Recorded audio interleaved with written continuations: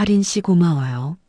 할인 씨 아니었으며 저희 회장님 정말 큰일 났을 거예요. 할인이 고개를 숙였다. 아니에요. 당연한 일을. 그때 세령의 목소리가 차갑게 식었다. 그런데 할인 씨 딱 여기까지예요. 더 이상은 선 넘지 마세요. 할인 씨 때문에 회장님 입장이 말이 아니에요. 언론에서는 숨겨둔 딸이다 아니다 말들까지 나오고 있어요. 그 전에 잠깐 시청 전 구독과 좋아요 버튼 한번 누르고 더 많은 이야기를 전해보세요. 여러분의 이야기를 전하고 싶으면 지금 어디에서 영상을 보고 계신지 댓글로 남겨주세요. 다음 이야기 속에 반영하겠습니다. 그럼 편안한 시청하시고 오늘도 행복한 하루 되세요. 밤 10시 서울 동북권의 버스 정류장 앞은 저녁 퇴근길의 끝자락이었습니다. 분식집에서 밀린 설거지까지 끝내고 나온 유나리는 장을 볼 때마다 쓰던 낡은 에코백을 들고 골목을 빠져나왔죠. 손목에 감긴 별 모양 펜던트 팔찌가 가로등 불빛에 닿을 때마다 희미하게 반짝였습니다.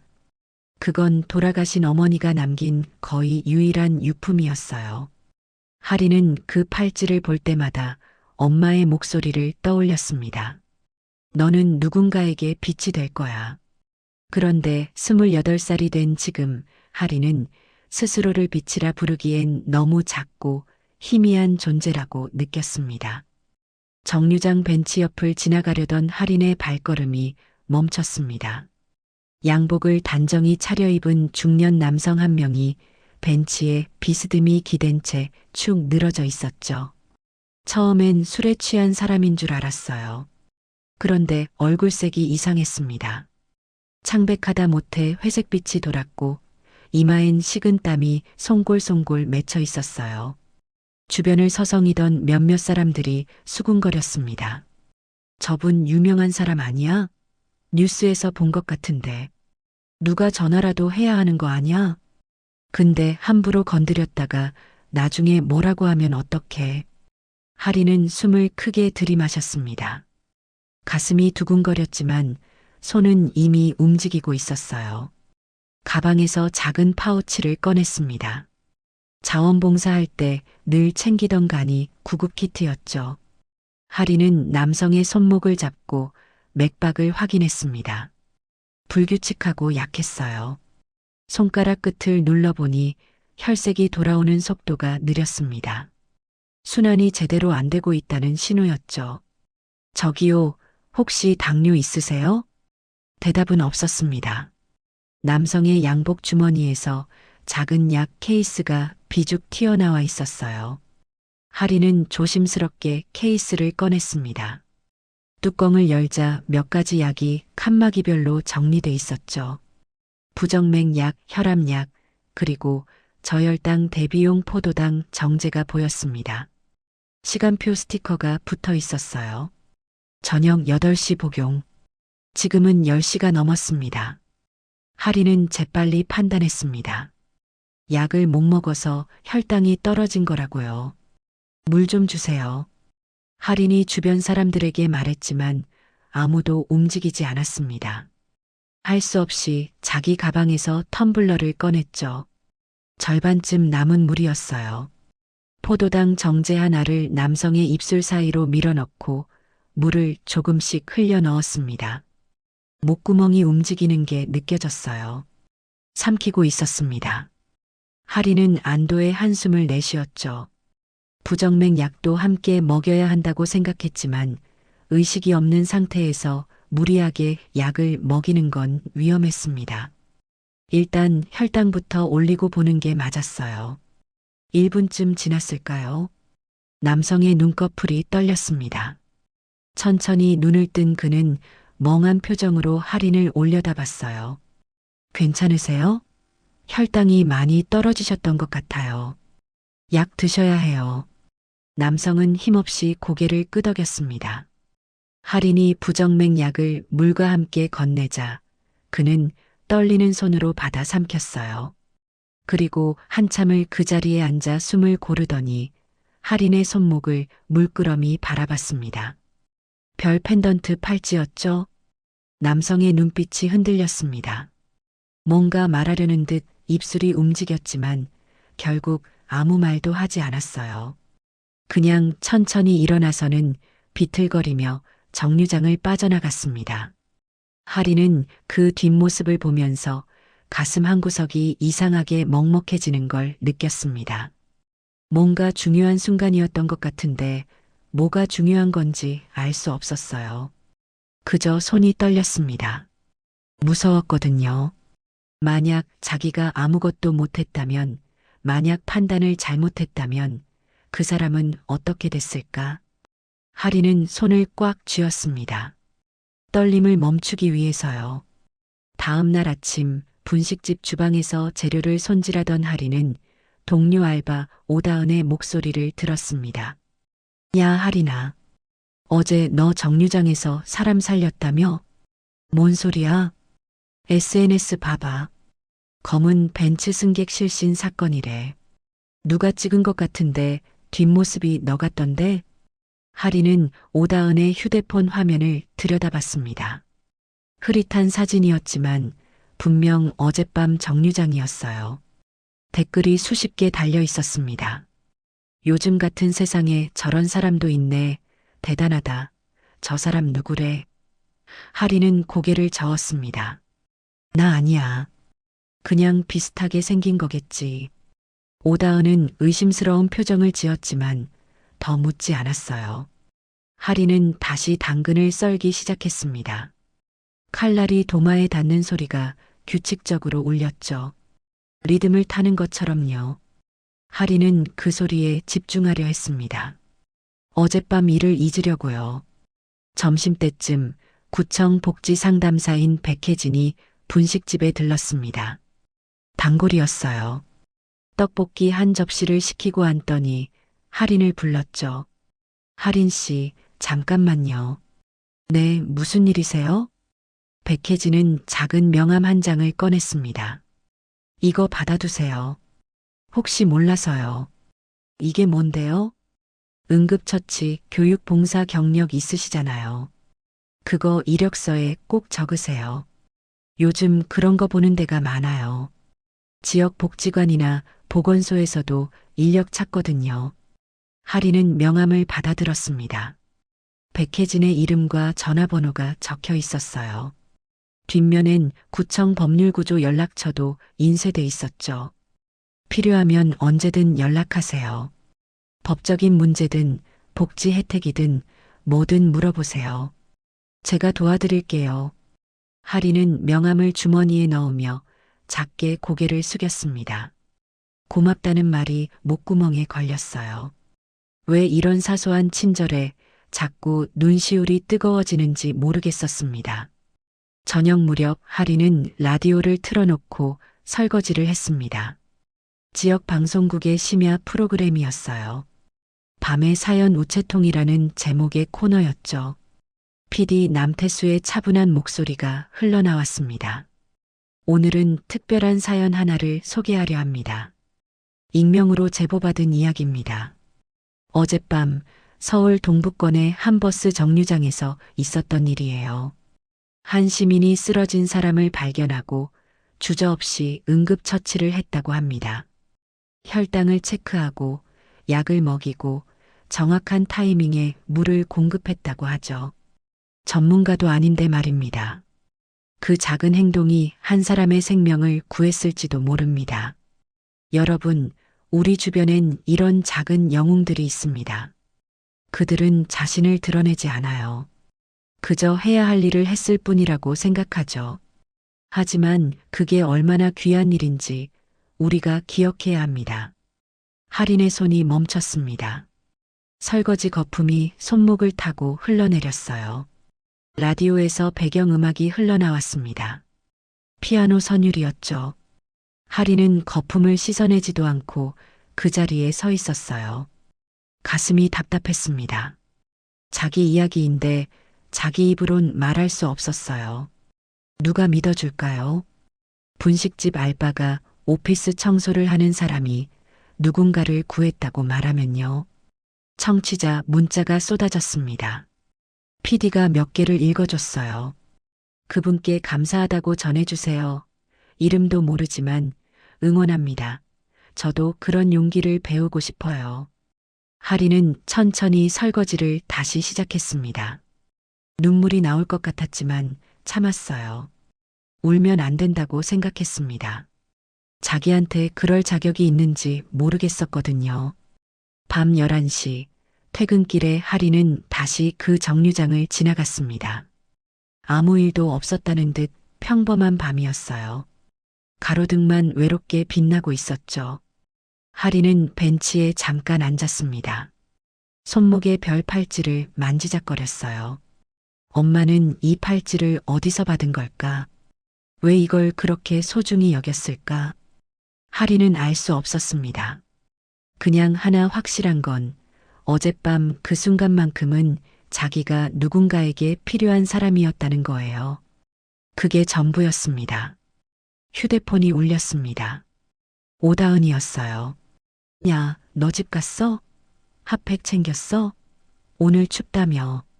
응, 괜찮아. 고마워. 어제 손 떨리던 거 다 봤거든. 무서웠지? 근데 잘했어. 진짜로. 하리는 웃음이 나왔습니다. 쓴웃음이었지만요. 응, 무섭긴 했어. 근데 그 순간엔 그냥 내가 할 일을 했어. 그래, 그게 중요한 거지. 자, 이제 집 가. 내일 또 보자. 전화를 끊고 하리는 하늘을 올려다봤습니다. 별이 몇 개 보였어요. 희미했지만 분명히 빛나고 있었습니다. 하리는 생각했습니다. 나도 저렇게 작은 빛일까? 누군가에게 닿을 수 있을까? 답은 없었지만 질문만으로도 조금 덜 외로웠습니다. 하리는 일어섰어요. 내일도 분식집이 기다리고 있었으니까요. 내일도 누군가의 배고픔을 채우는 일이 기다리고 있었으니까요. 일주일이 흘렀습니다. 하린의 일상은 여전했어요. 아침 6시에 일어나 오피스 청소를 하고 오후엔 잠깐 쉬었다가 저녁 5시부터 분식집에 출근했죠. 단조로운 리듬이었지만 하리는 그 리듬에 익숙했습니다. 예측 가능한 하루가 안전하게 느껴졌거든요. 변화는 늘 불안을 동반했으니까요. 그날도 평범한 저녁이었습니다. 분식집 주방에서 하리는 어묵을 썰고 있었어요. 칼질 소리와 끓는 육수 소리가 주방을 채웠죠. 오다은은 카운터에서 배달 주문을 받고 있었고요. 손님들의 웃음소리가 간간히 들려왔습니다. 하리는 이런 소음이 좋았어요. 혼자가 아니라는 느낌이 들었거든요. 언니, 저기 밖에 차 한 대 섰는데. 오다은의 목소리가 주방까지 들렸습니다. 하리는 고개를 들지 않고 대답했어요. 배달 손님 차겠지 뭐. 아니, 이거 좀 이상한데. 완전 고급 세단이야. 벤츠 같은데? 하린의 손이 멈췄습니다. 벤츠라는 단어가 일주일 전 기억을 건드렸어요. 설마. 하린은 앞치마에 손을 닦고 밖을 내다봤습니다. 분식집 앞에 검은색 차 한 대가 서 있었어요. 번호판까지는 보이지 않았지만 확실히 평소 동네에서 보던 차는 아니었습니다. 차 문이 열렸습니다. 먼저 내린 건 60대쯤 되어 보이는 남성이었어요. 단정한 양복에 차분한 인상이었죠. 그 뒤로 30대 여성이 내렸습니다. 역시 정장 차림이었어요. 두 사람은 분식집 입구를 확인하고는 안으로 들어왔습니다. 실례합니다. 혹시 윤아린 씨 계신가요? 남성이 공손하게 물었습니다. 하리는 앞치마를 매만지며 나갔어요. 가슴이 두근거렸지만 표정은 차분하게 유지했습니다. 제가 윤아린인데요. 아, 안녕하세요. 저는 박기호라고 합니다. 청경그룹 회장님 전담 기사입니다. 이쪽은 비서실 선하경 차장님이시고요. 선하경이 명함을 건넸습니다. 하리는 명함을 받으면서 청경그룹이라는 이름을 속으로 되뇌었어요. 뉴스에서 본 적 있는 이름이었습니다. 제게 10위 안에 드는 대기업이었죠. 일주일 전 버스 정류장에서 저희 회장님을 도와주셨다고 들었습니다. 회장님께서 직접 감사 인사를 드리고 싶다고 하셔서요. 하리는 잠시 말을 잃었습니다. 그날 밤에 남성이 청경그룹 회장이었다는 건가요? 믿기지 않았어요. 아니, 믿고 싶지 않았습니다. 왠지 모를 불안감이 밀려왔거든요. 저 별일 아니었는데요. 그냥 응급처치 좀 한 거예요. 아닙니다. 생명을 구하신 겁니다. 선하경이 차분하게 말했습니다. 미소를 띠고 있었지만 눈빛은 할인을 가늠하듯 차갑게 느껴졌어요. 회장님께서 차 안에 계십니다. 잠깐만 뵐 수 있을까요? 할인은 오다은을 돌아봤습니다. 오다은은 눈을 동그랗게 뜨고 고개를 끄덕였어요. 가라는 신호였죠. 할인은 앞치마를 벗고 밖으로 나갔습니다. 검은 벤츠의 뒷좌석 문이 열려 있었어요. 안에 앉아있던 남성이 할인을 보자 천천히 내렸습니다. 강민석이었습니다. 일주일 전보다 안색이 좋아 보였어요. 그는 할인에게 깊이 고개를 숙였습니다. 그날은 정말 감사했습니다. 죄송합니다. 그때는 정신이 혼미해서 제대로 인사도 못 드렸네요. 괜찮습니다. 회복하신 것 같아 다행이에요. 강민석은 할인의 얼굴을 찬찬히 바라봤습니다. 뭔가 찾는 듯한 눈빛이었어요. 그러다 할인의 손목에 시선이 멈췄습니다. 별 펜던트 팔찌였죠? 강민석의 표정이 굳었습니다. 그 팔찌 어디서 나신 겁니까? 할인은 본능적으로 손목을 가렸습니다. 왜 이런 질문을 하는 걸까요? 불편했어요. 이건 제 엄마 유품이에요. 어머니 성함이 어떻게 되시는지? 강민석의 목소리가 떨렸습니다. 할인은 이상했어요. 왜 이 사람은 자꾸 사적인 걸 묻는 걸까요? 하지만 무례하게 거절할 수도 없었습니다. 생명의 은인이라는 말이 자꾸 머릿속을 맴돌았거든요. 윤미소요. 돌아가셨어요. 강민석의 얼굴이 백지장처럼 하얘졌습니다. 입술이 파르르 떨렸어요. 박기호가 재빨리 그를 부축했습니다. 회장님, 괜찮으십니까? 강민석은 손을 내저으며 진정했습니다. 하지만 눈빛은 여전히 흔들리고 있었어요. 할인을 보는 그 시선 속에 뭔가 복잡한 감정이 뒤섞여 있었습니다. 슬픔, 후회, 그리고 할인이 이해할 수 없는 또 다른 무언가요? 죄송합니다. 갑자기 이런 질문을 드려서 다만 그 팔찌가 제게도 의미가 있는 물건이라서요. 무슨 의미요? 할인이 물었지만 강민석은 대답하지 않았습니다. 그저 깊은 한숨을 내쉬었을 뿐이었죠. 다시 한번 감사드립니다. 필요한 게 있으시면 언제든 연락 주십시오. 선하경이 또 다른 명함을 건넸습니다. 이번엔 회장 직통 비서실 번호가 적혀 있었어요. 할인은 명함을 받았지만 손이 떨렸습니다. 뭔가 잘못됐다는 느낌이 들었거든요. 차는 곧 떠났습니다. 할인은 그 자리에 한참을 서 있었어요. 분식집으로 돌아가자 오다은이 달려들었습니다. 야, 무슨 일이야? 대체 무슨 드라마야 이게? 모르겠어. 나도 잘 모르겠어. 할인의 목소리는 힘이 없었습니다. 오다은은 할인의 창백한 얼굴을 보고 더 이상 묻지 않았어요. 그냥 의자를 가져다 주고 물을 따라줬습니다. 그날 밤 11시 할인이 퇴근길에 오르려던 순간 휴대폰이 울렸습니다. 모르는 번호였어요. 문자였죠. 접촉을 중단하십시오.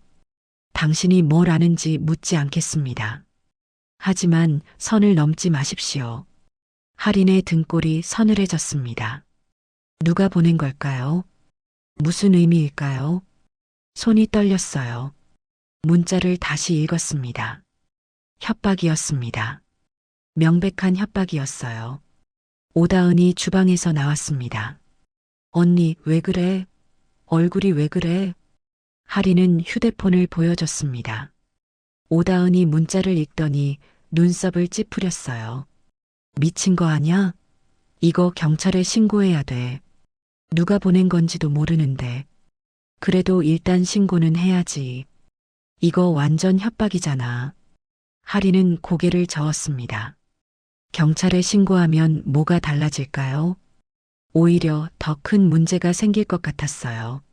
하리는 그저 조용히 살고 싶었습니다. 누군가의 레이더에 걸리고 싶지 않았어요. 집으로 돌아가는 길, 하리는 백혜진에게 전화를 걸었습니다. 명함을 받은 지 일주일 만이었죠. 여보세요, 백혜진입니다. 저 윤아린이에요. 분식집에서 뵌. 아, 하린 씨. 무슨 일이세요? 하리는 오늘 있었던 일을 간략히 설명했습니다. 벤츠가 온 것, 회장을 만난 것, 그리고 협박 문자를 받은 것까지요. 백혜진은 조용히 들었습니다. 일단 문자는 캡처해 두세요. 통신수사 고소도 가능하니까요. 제가 가이드 파일 보내드릴게요. 그리고 혹시 모르니까 주변에 혼자 다니지 마세요. 네. 겁먹지 마세요. 우리 절차대로 하면 돼요. 법은 약자 편이에요. 전화를 끊고 하리는 한숨을 내쉬었습니다. 법이 약자 편이라는 말이 위로가 되진 않았어요. 하리는 평생 법의 보호를 받아본 적이 없었거든요. 그저 스스로 조용히 살아남는 법만 배웠을 뿐이었죠. 같은 시각 차 안의 선하경은 휴대폰을 들여다보고 있었습니다. 팔찌 사진을 확대하고 또 확대했어요. 그 디자인이 낯익었습니다. 97년도 시안이었어요. 당시 회장님이 누군가를 위해 특별 제작했다는 소문을 들은 적이 있었죠. 선하경은 한세령에게 메시지를 보냈습니다. 이사장님, 급히 보고드릴 사항이 있습니다. 내일 오전 가능하신지요? 답장은 금방 왔습니다. 내일 아침 8시. 집으로 오십시오. 선하경은 입꼬리를 살짝 올렸습니다. 이건 기회였어요. 세령의 신뢰를 더 얻을 수 있는 기회였죠. 강지원은 사무실에서 분식집 주변 CCTV 화면을 확인하고 있었습니다. 오늘 아버지가 분식집에 들른 장면이 선명하게 찍혀 있었어요. 지원은 이를 악물었습니다. 만약 이게 기사화되면 어떻게 될까요? 회장의 숨겨진 과거, 혼외 자녀 가능성, 주가가 흔들릴 겁니다. 지분 구조가 요동칠 거예요. 비서실의 지시에 그 분식집 반경 500m 내 모든 영상 확보하라고. 그리고 언론사 쪽도 체크해. 알겠습니다, 부장님. 지원은 창밖을 내다봤습니다. 서울의 야경이 반짝이고 있었어요. 저 많은 불빛 중 하나가 자기 자리를 위협하고 있다는 게 믿기지 않았습니다. 지원은 주먹을 쥐었어요. 절대 놓치지 않을 겁니다. 자기가 지켜온 모든 것을요. 하리는 집 앞 계단에 앉아 밤하늘을 올려다봤습니다. 별이 보이지 않았어요. 도시의 불빛이 너무 밝아서요. 손목의 팔찌가 차갑게 느껴졌습니다. 엄마는 이 팔찌를 왜 그렇게 소중히 여긴 걸까요? 대체 어떤 의미가 있는 걸까요? 하리는 알 수 없었습니다. 그저 가슴속에 불안이 차올랐어요. 뭔가 큰일이 시작되고 있다는 예감이 들었습니다. 휴대폰이 다시 울렸습니다. 이번엔 백혜진이었어요. 하린 씨, 파일 보냈어요. 확인하세요. 그리고 내일 시간 되면 구청으로 오세요. 상담 좀 하죠. 네, 감사합니다. 하리는 전화를 끊고 고개를 떨구었습니다. 감사하다는 말을 했지만 실은 미안했어요. 자꾸 누군가에게 짐이 되는 것 같았거든요. 하리는 혼자 해결하는데 익숙했습니다. 도움을 받는 건 익숙하지 않았어요. 하지만 이번엔 달랐습니다. 혼자선 감당할 수 없을 것 같았죠. 하리는 천천히 일어났습니다. 내일을 준비해야 했으니까요. 사흘이 지났습니다. 하리는 그 사이 백혜진을 만나 상담을 받았고 협박 문자는 더 이상 오지 않았어요. 일상은 다시 평온을 되찾는 듯 했습니다. 하지만 하린의 마음속엔 여전히 불안이 가라앉지 않았어요. 강민석의 떨리는 눈빛이, 팔찌를 보던 그 표정이 자꾸만 떠올랐거든요. 그날 오후 하린은 오피스 청소를 마치고 막 집으로 돌아가려던 참이었습니다. 휴대폰이 울렸어요. 모르는 번호였지만 이번엔 받았습니다. 지난번처럼 협박 문자일 리 없다고 생각했거든요. 여보세요. 윤아린 씨 맞으십니까? 저는 박기호입니다. 회장님 기사로 배웠던. 아, 네. 기억해요. 회장님께서 한번 뵙고 싶다고 하십니다. 제대로 된 자리에서 감사 인사를 드리고 싶으시다고요. 혹시 내일 오후 시간 괜찮으신지요? 하리는 망설였습니다. 가고 싶지 않았어요. 뭔가 깊은 곳으로 끌려 들어가는 느낌이었거든요. 하지만 거절할 명분도 마땅치 않았습니다. 생명의 은인이라는 말이 또 하린을 올감했어요. 어디로 가면 되나요? 제가 모시러 가겠습니다. 주소 알려주시면 내일 오후 2시에 모시러 가겠습니다. 하린은 분식집 주소를 알려줬습니다. 집 주소는 알리고 싶지 않았거든요. 전화를 끊고 하린은 한참을 멍하니 서 있었어요. 내일이 두려웠습니다. 왜 그런지는 설명할 수 없었지만요. 다음 날 오후 2시 검은 벤츠가 정확히 분식집 앞에 섰습니다. 박기호가 내려 문을 열어줬어요. 하리는 평소보다 조금 단정한 옷을 입었습니다. 청바지에 깨끗한 흰 셔츠였죠. 그래도 그 차에 어울리는 옷차림은 아니었어요. 차는 강남 방향으로 달렸습니다. 30분쯤 지나자 높은 담장으로 둘러싸인 저택 앞에 멈춰 섰어요. 대문이 열리고 차는 긴 진입로를 따라 들어갔습니다. 하리는 창밖을 내다봤어요. 정원이 보였습니다. 손질된 나무들과 분수대가 있었죠. 하린이 사는 세계와는 완전히 다른 곳이었어요. 현관 앞에서 선하경이 기다리고 있었습니다. 미소를 띠고 있었지만 그 미소는 눈까지 닿지 않았어요. 어서 오세요. 회장님께서 안에서 기다리십니다. 하리는 현관을 들어섰습니다. 대리석 바닥이 반들반들했어요. 신발을 벗을 때 양말에 작은 구멍이 난 게 보였습니다. 하리는 재빨리 발을 오므렸어요. 부끄러웠습니다. 거실로 안내됐습니다. 넓은 공간이었어요. 천장이 높았고 커다란 샹들리에가 걸려 있었습니다. 소파는 가죽이었고 벽에는 그림들이 걸려 있었어요. 하리는 그림을 이해할 수 없었습니다. 추상화였거든요. 그저 비싸 보인다는 것만 알 수 있었죠. 소파에 두 사람이 앉아 있었습니다. 한세령과 강지원이었어요. 세령은 우아한 드레스를 입고 있었고 지원은 깔끔한 셔츠에 슬랙스 차림이었습니다. 둘 다 하린을 보자마자 일어났어요. 예의 바른 행동이었지만 하린은 그 안에서 거리감을 느꼈습니다. 안녕하세요. 저는 한세령이라고 합니다. 민석 씨 아내예요. 세령이 손을 내밀었습니다. 하린은 손을 맞잡았어요. 세령의 손은 부드러웠습니다. 핸드크림 냄새가 났죠. 하린의 손은 거칠었어요. 설거지를 많이 해서요.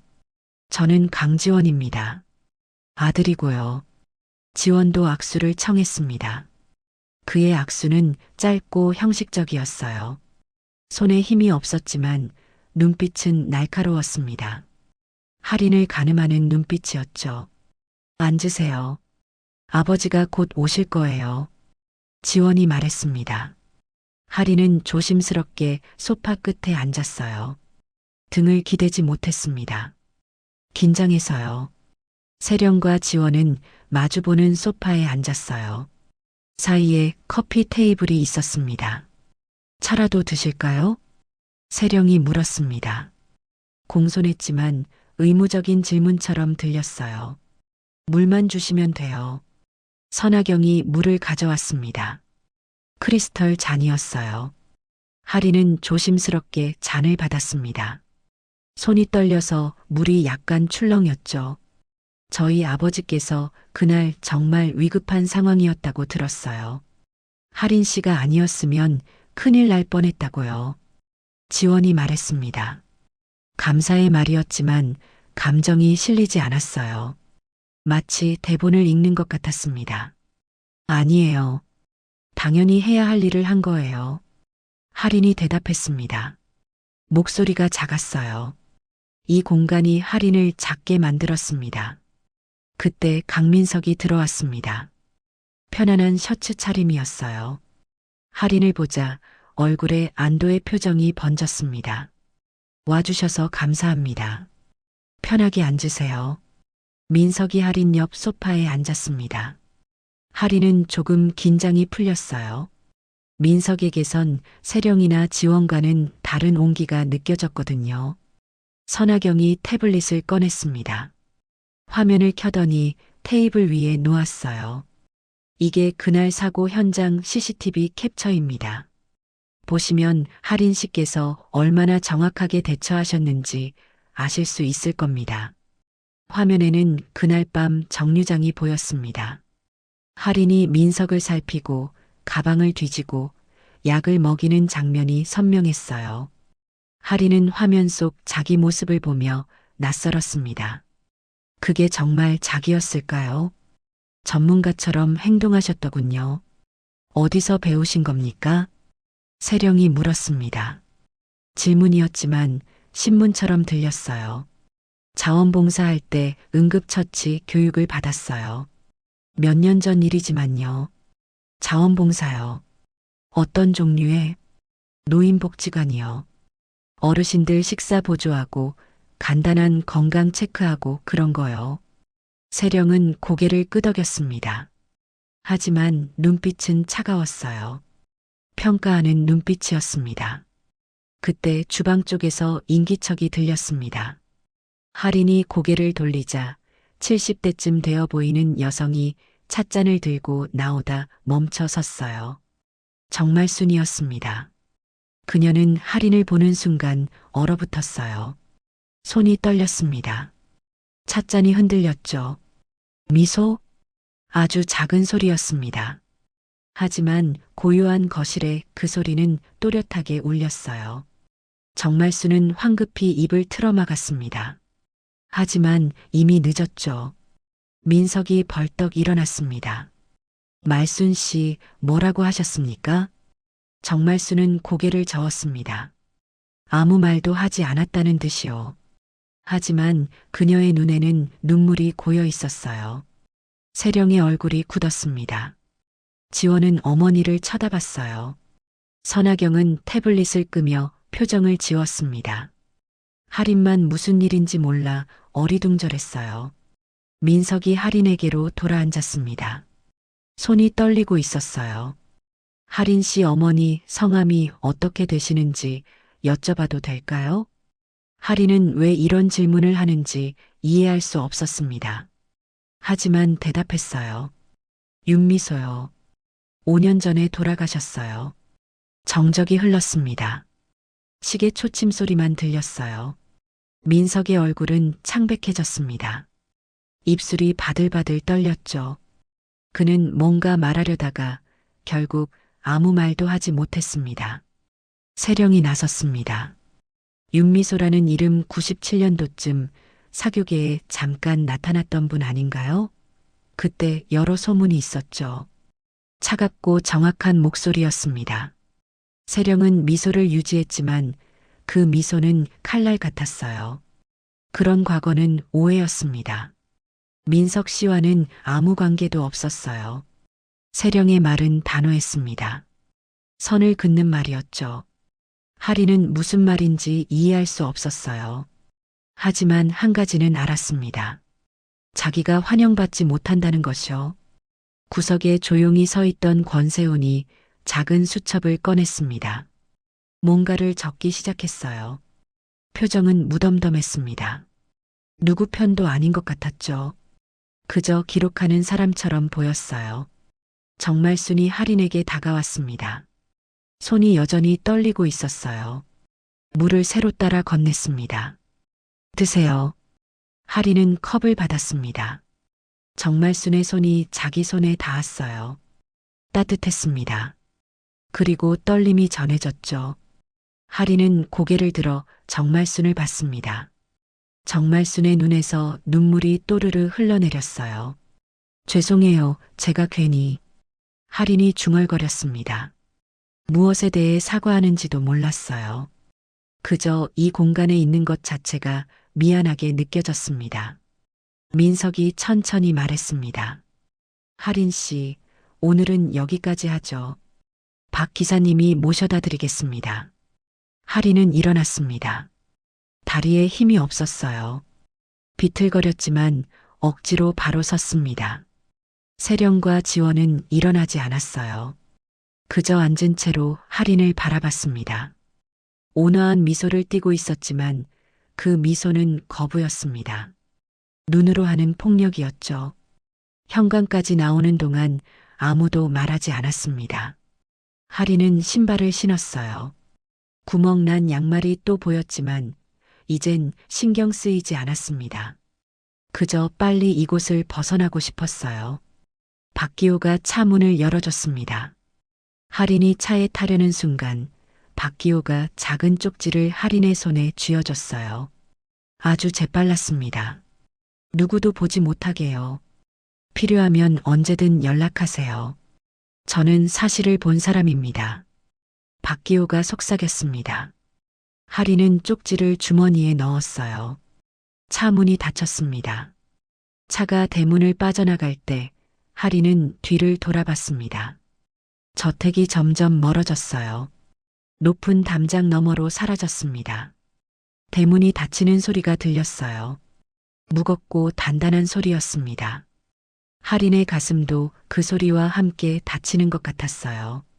분식집 앞에 내렸을 때 할인은 다리가 풀렸습니다. 벤치에 주저앉았어요. 주머니에서 쪽지를 꺼냈습니다. 박기호의 전화번호가 적혀 있었어요. 그 아래 한 줄이 더 있었습니다. 진실은 언제나 빛을 찾습니다.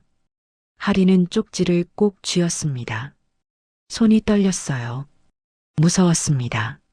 뭔가 엄청난 일이 시작되고 있었어요. 할인은 그걸 막을 수 없었습니다. 그저 휩쓸려 갈 뿐이었죠. 오다은이 분식집에서 나왔습니다. 언니, 왜 거기 앉아 있어? 얼굴 왜 그래? 할인은 고개를 저었습니다. 설명할 수 없었어요. 무슨 말을 어디서부터 해야 할지 몰랐습니다. 들어가자. 물 좀 마셔. 오다은이 할인의 팔을 잡았습니다. 할인은 일어났어요. 비틀거렸지만 오다은이 붙잡아줬습니다. 둘은 분식집 안으로 들어갔어요. 낯익은 냄새가 났습니다. 떡볶이 냄새, 튀김 냄새. 할인은 그제야 조금 안심이 됐습니다. 여기가 자기 자리였어요. 저 높은 담장 안이 아니라요. 그날 밤 할인은 엄마 사진 앞에 앉았습니다. 액자 속 엄마는 웃고 있었어요. 젊은 모습이었습니다. 할인보다 어려 보였죠. 엄마, 윤미소가 누구예요? 그 사람들은 왜 엄마 이름을 알아요? 대답은 없었습니다. 사진 속 엄마는 그저 웃고 있을 뿐이었어요. 할인은 팔찌를 내려다봤습니다. 별 펜던트가 희미하게 빛났어요. 이 작은 별이 모든 시작이었습니다. 할인은 알 수 없었어요. 이게 축복인지 저주인지요. 사흘 뒤 할인의 휴대폰에 메시지가 왔습니다. 발신자는 선하경이었어요. 청경문화재단 자선갈라가 이번 주 토요일 저녁 7시에 있습니다. 회장님과 이사장님께서 할인 씨를 초대하고 싶어 하십니다. 복장은 세미 포멀이며 당일 오후 5시에 모시러 가겠습니다. 할인은 메시지를 읽고 또 읽었습니다. 자선갈라라니. 그런 자리에 가본 적이 없었어요. 무엇을 입어야 할지, 어떻게 행동해야 할지 알 수 없었습니다. 거절하고 싶었지만 또다시 거절할 명분이 없었어요. 그저 불안만 커져갔습니다. 오다은에게 말하자 오다은이 자기 옷장을 뒤졌습니다. 내 원피스 입어. 사이즈 비슷할 거야. 이거 작년에 결혼식 갈 때 산 건데. 검은색 원피스였습니다. 무릎까지 오는 길이에 소매가 7부였어요. 단정했습니다. 하리는 고마워하며 받았어요. 하지만 거울에 비친 자기 모습이 낯설었습니다. 마치 다른 사람 같았죠. 토요일 오후 5시 박기호가 왔습니다. 이번엔 세령도 함께였어요. 세령은 우아한 드레스를 입고 있었고 목에는 진주 목걸이가 걸려 있었습니다. 할인의 원피스와는 차원이 달랐어요. 어머, 예쁘게 입으셨네요. 세령이 말했습니다. 칭찬이었지만 할인은 그 안에서 비교를 느꼈어요. 예쁘게 입었지만 우리와는 다르다는 뉘앙스였습니다. 갈라는 시내 중심가의 호텔 대연회장에서 열렸습니다. 입구부터 화려했어요. 레드 카펫이 깔려 있었고 양옆으로 카메라 플래시가 터졌습니다. 하리는 눈이 부셨어요. 세령은 익숙하게 미소를 지으며 걸어갔습니다. 하리는 그 뒤를 따랐죠. 어색하게요. 연회장 안은 더 화려했습니다. 천장에 거대한 샹들리에가 걸려 있었고 벽면에는 예술 작품들이 전시돼 있었어요. 테이블마다 흰 천이 깔려 있었고 꽃 장식이 놓여 있었습니다. 사람들은 모두 정장이나 드레스를 입고 있었어요. 웃음소리와 와인잔 부딪히는 소리가 울렸습니다. 강민석이 할인을 보자 반갑게 다가왔습니다. 와주셔서 감사합니다. 오늘 재단 활동 소개가 있는데 할인 씨 이야기도 잠깐 하려고 합니다. 제 이야기요? 응급처치로 생명을 구한 시민의 용기, 그런 내용이죠. 괜찮으시죠? 할인은 당황했습니다. 자기 이야기가 무대에 오른다니요. 하지만 거절할 틈을 주지 않았어요. 민석은 이미 다른 사람들과 인사하러 갔습니다. 저녁 7시 30분 행사가 시작됐습니다. 무대에 한세령이 올랐어요. 마이크를 잡고 우아하게 말했습니다. 오늘 이 자리에 와주신 모든 분께 감사드립니다. 청경문화재단은 지난 1년간 다양한 사회공헌 활동을 펼쳐왔습니다. 오늘은 특별히 작은 용기로 큰 생명을 구한 한 분을 소개하려 합니다. 윤아린 씨, 앞으로 나와주시겠어요? 하리는 얼어붙었습니다. 주변 사람들이 박수를 쳤어요. 하리는 떨리는 다리로 무대로 올라갔습니다. 조명이 눈부셨어요. 수백 명의 시선이 자기를 향하고 있었습니다. 하린 씨는 얼마 전 위급한 상황에서 저희 회장님을 도와주셨습니다. 전문가도 아닌데 정확한 판단으로 응급처치를 해주셨죠. 참 고마운 분입니다. 박수가 터졌습니다. 하리는 억지로 미소를 지었어요. 하지만 불편했습니다. 전시되는 기분이었거든요. 무대에서 내려온 뒤 세령이 할인을 구석으로 데려갔습니다. 사람들이 없는 복도였어요. 세령의 얼굴에서 미소가 사라졌습니다.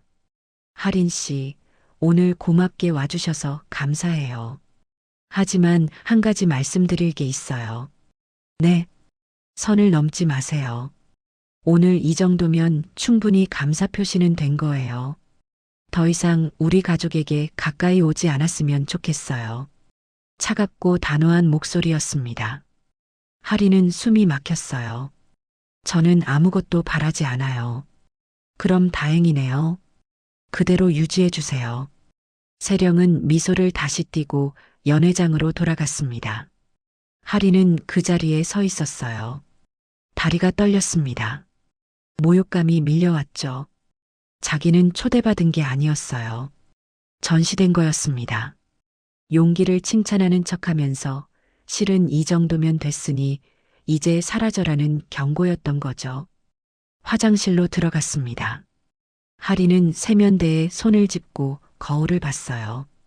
거울 속 자기 얼굴이 창백했습니다. 눈시울이 붉어졌어요. 울고 싶었지만 참았습니다. 여기서 무너지면 안 된다고 생각했죠. 그때 화장실 문이 열렸습니다. 정말순이었어요. 손에 작은 손수건을 들고 있었습니다. 괜찮아요? 정말순이 조용히 물었습니다. 하리는 고개를 저었어요. 괜찮지 않았습니다. 받으세요. 정말순이 손수건을 건넸습니다. 하얀 천에 작은 꽃이 수놓아져 있었어요. 하리는 손수건을 받아 눈가를 눌렀습니다. 눈물이 베어들었죠. 내 어머니가 늘 하던 말이 있어요. 아무도 모를 때라도 스스로를 구하라고요. 하린 씨, 당신은 그날 밤 회장님을 구했어요. 하지만 지금은 당신 자신을 구해야 할 때예요. 정말순의 목소리는 떨렸습니다. 하지만 따뜻했어요.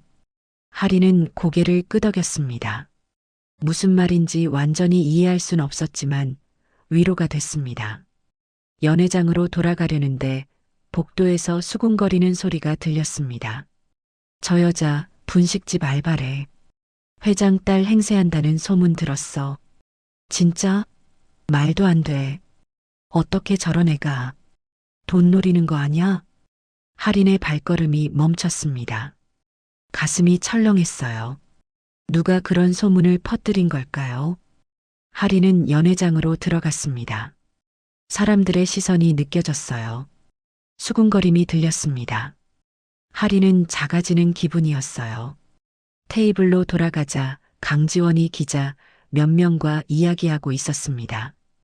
할인이 다가가자 지원이 말했어요. 저희 아버지는 건강합니다. 일부 억측이 있는 것 같은데 자제 부탁드립니다. 가족은 저희뿐입니다. 가족은 저희뿐. 그 말이 할인의 가슴에 박혔습니다. 할인은 가족이 아니라는 선언이었어요. 공개적인 부정이었습니다. 할인은 더 이상 견딜 수 없었습니다. 박기호를 찾아 먼저 나가겠다고 말했어요.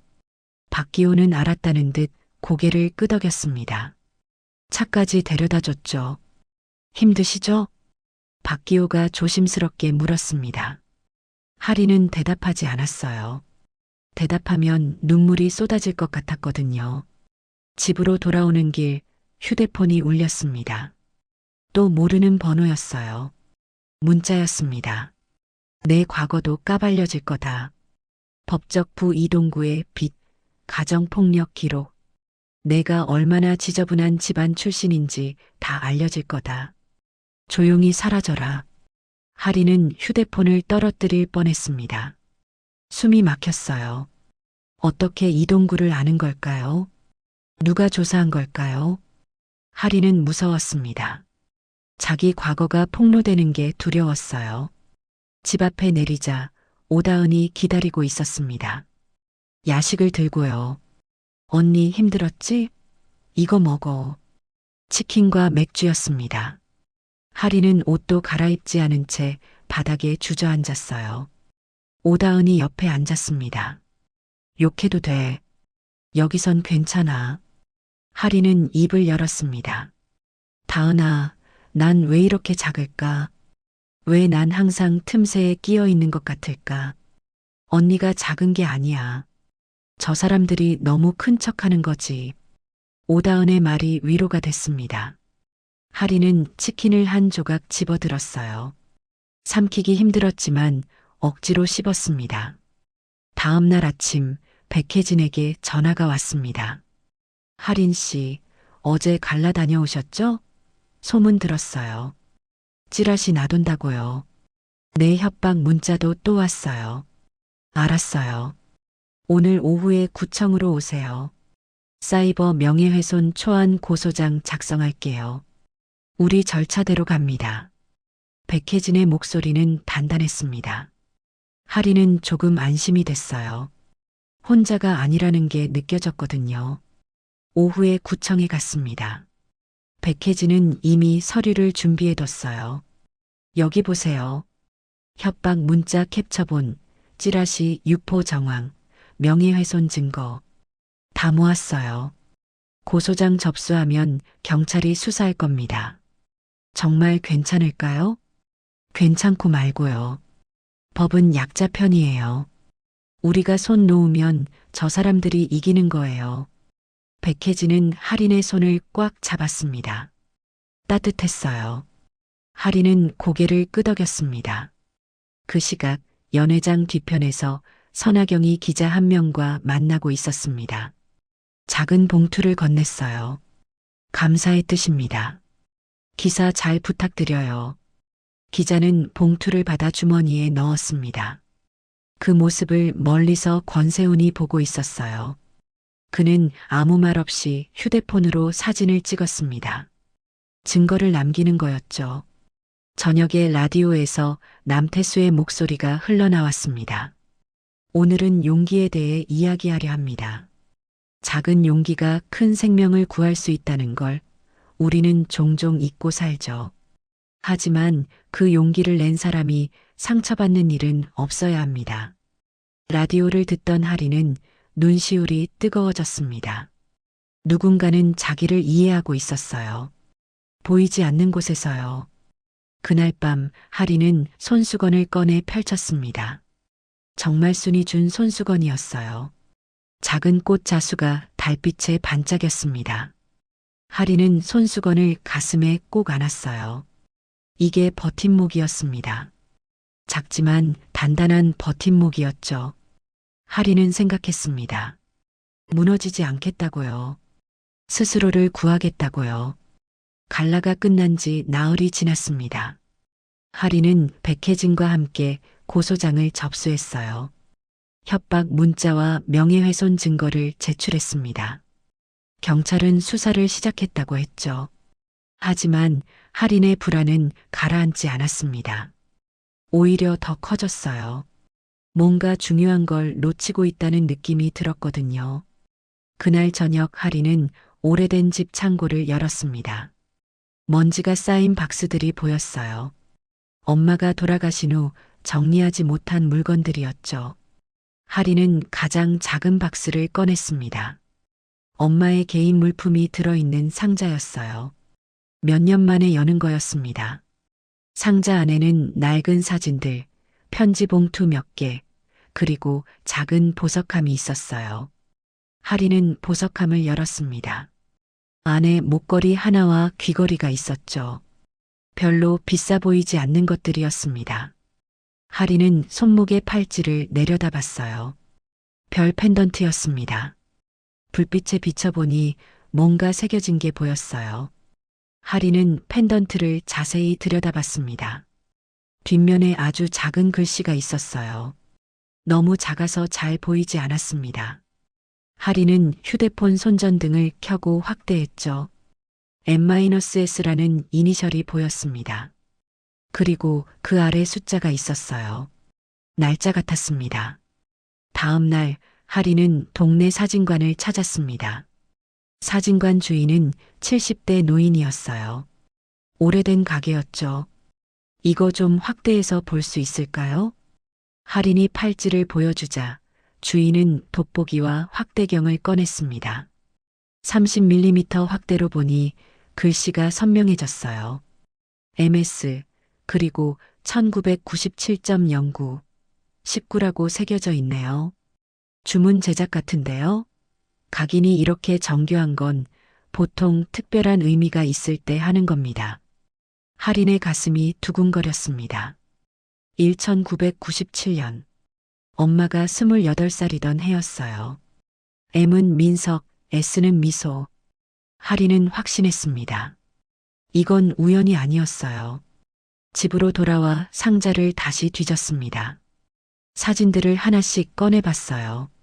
젊은 엄마의 모습이 담긴 사진들이었습니다. 그중 한 장에서 할인의 손이 멈췄어요.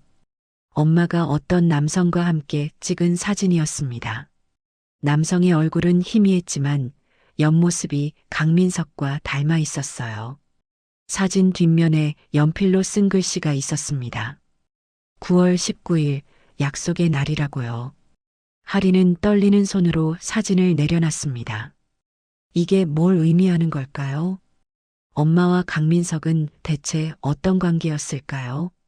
하리는 정말순을 찾아가야겠다고 생각했습니다. 그녀만이 답을 알고 있을 것 같았거든요. 다음 날 오후 하리는 정말순의 집을 찾았습니다. 주소는 박기호가 알려준 것이었어요. 작은 빌라 2층이었습니다. 초인종을 누르자 정말순이 문을 열었어요. 할인을 보자 놀란 표정을 지었습니다. 어떻게 여길? 할머니, 제발 말씀해 주세요. 우리 엄마와 강민석 회장님이 어떤 사이였는지요. 정말순은 한참을 망설이다 할인을 안으로 들였습니다. 작지만 깔끔한 집이었어요. 거실 한쪽에 오래된 장롱이 있었습니다. 앉아요. 차 한잔 할게요. 정말순은 차를 끓여왔습니다. 손이 떨리고 있었어요. 하리는 조용히 기다렸습니다. 말해야겠죠. 이제는요. 정말순이 한숨을 내쉬며 말을 시작했습니다. 1997년이었어요. 내가 회장님 댁에서 일하기 시작한 지 3년째 되던 해였죠. 당시 회장님은 아직 결혼 전이셨어요. 재벌 2세였지만 외로운 분이었습니다. 그때 신문사 수습 기자로 취재 왔던 분이 윤미소 씨였어요. 인터뷰를 하다 서로 마음이 통했나 봐요. 정말순은 잠시 말을 멈췄습니다. 기억을 더듬는 것 같았어요. 두 분은 몇 달간 만났어요. 비밀이에요. 회장님은 진심이었습니다.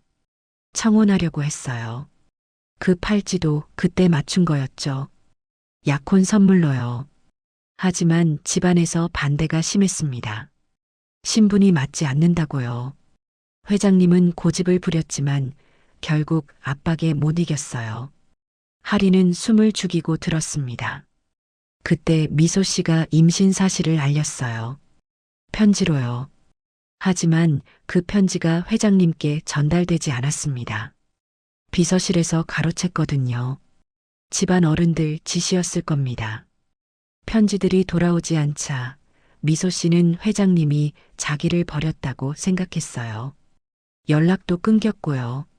사실은 회장님도 미소 씨가 떠났다고 들었습니다. 거짓말이었죠.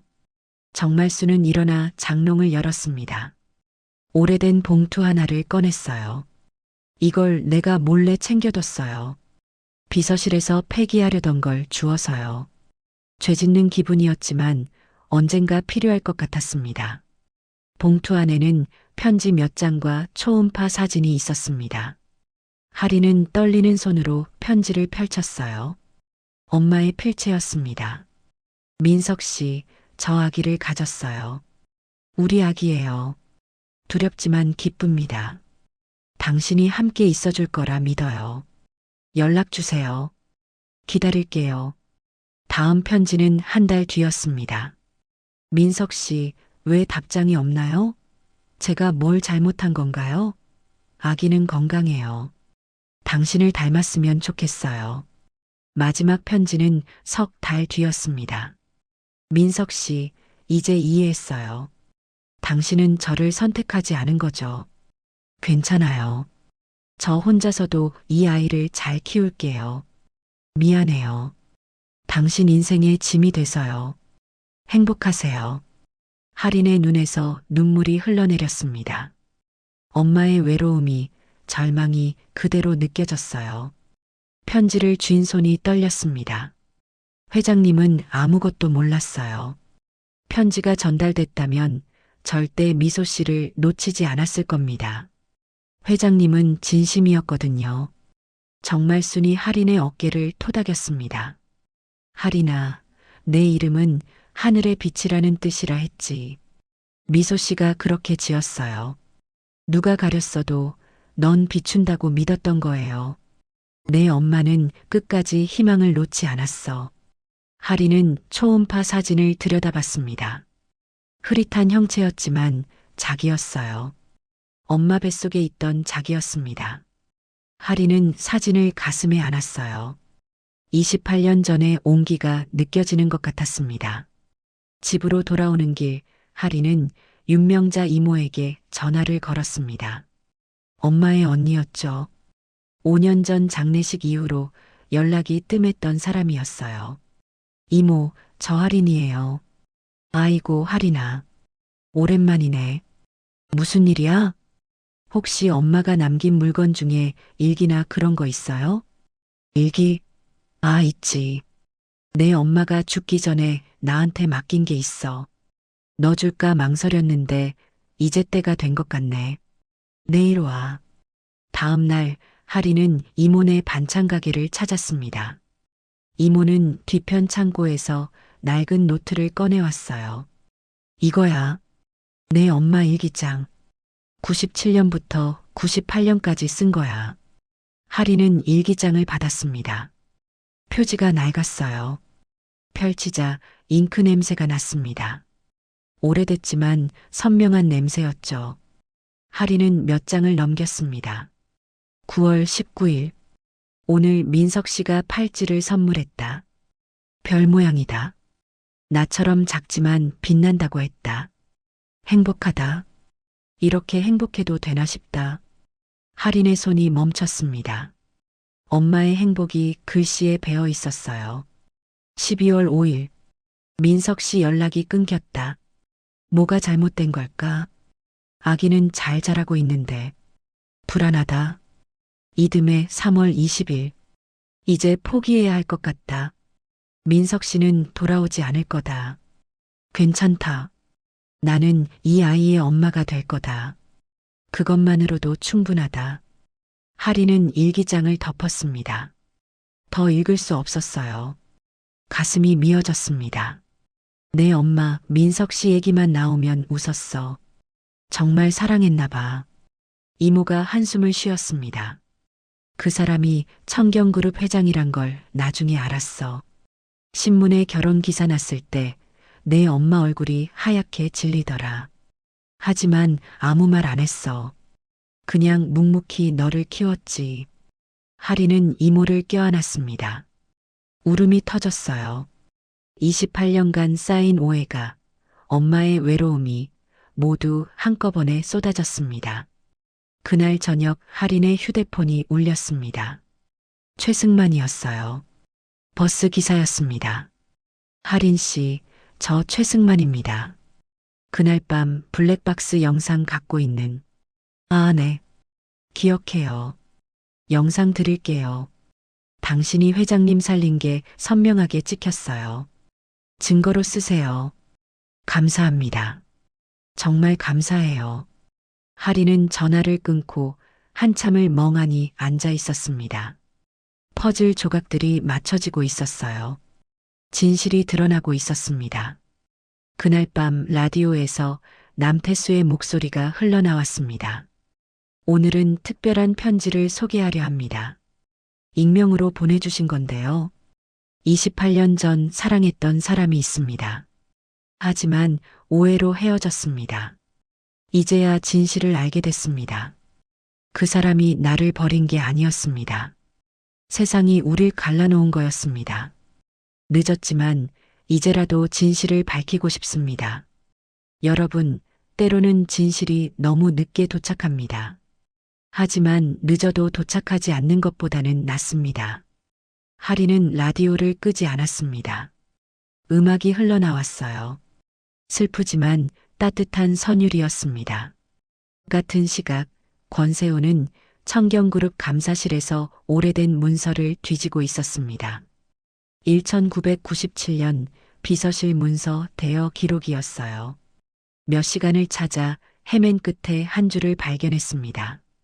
9월 12월 개인 우편물 회수 및 폐기. 담당 비서실장 지시. 권세우는 이 한 줄을 복사했습니다. 증거였어요. 은폐의 증거였습니다. 그는 이사회 의장에게 메일을 보냈습니다.